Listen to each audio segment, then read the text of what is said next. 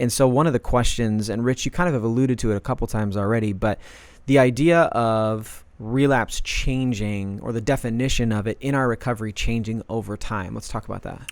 Yeah, like I said, we pretty much kind of talked about that a little bit, about reevaluating what relapse looks like.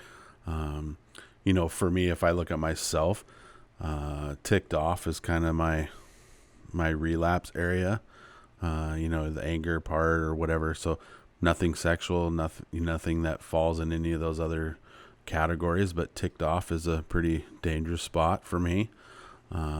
So is that something you disclose then? Like, is that, because if we're talking like relapse of people who are in recovery and it's porn and masturbation and they disclose that to your wife, is that something that you disclose if you get to ticked off? Oh yeah, absolutely. What does that look like? What's that conversation look like? Well, one, with my wife, I don't even have to disclose it. She just knows. She's usually around. Yeah, she gets it.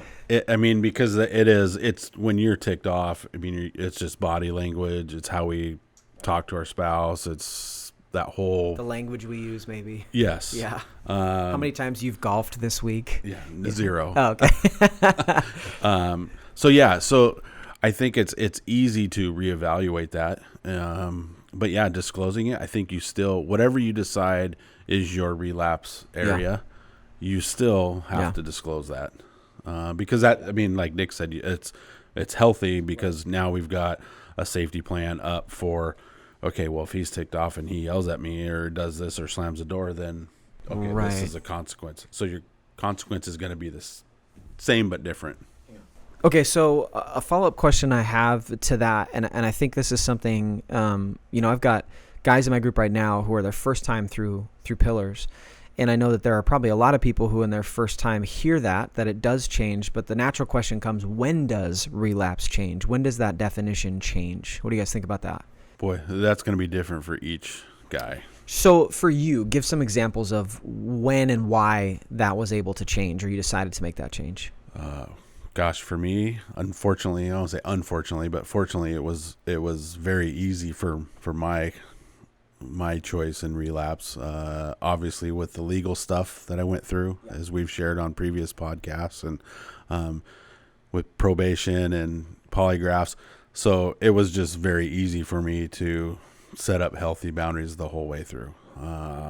Now, for another guy, it's going to be completely different. So you have 6-7 guys in group or whatever. Each one's reevaluation is going to look different. So there's no real pat answer for it. Some guys will probably struggle. I've seen guys struggle and basically the same relapse over and over and over, just the same pattern over and over and over again. The pattern never changes. But for other guys, you do see certain patterns, behaviors change. Yeah. Because they're working on their normal relapse patterns, but now other stuff is starting to come in. Yeah, I think it's kind of a question of what are we focused on, because you can only focus on so much at once. By definition, focus is looking at one thing. And so if we find we're having success, and I think that 6-month time frame we've talked about for a lot of things is useful, that if I've gone a full 6 months without relapsing in a certain area, I might realize my focus can shift a little bit to some other things.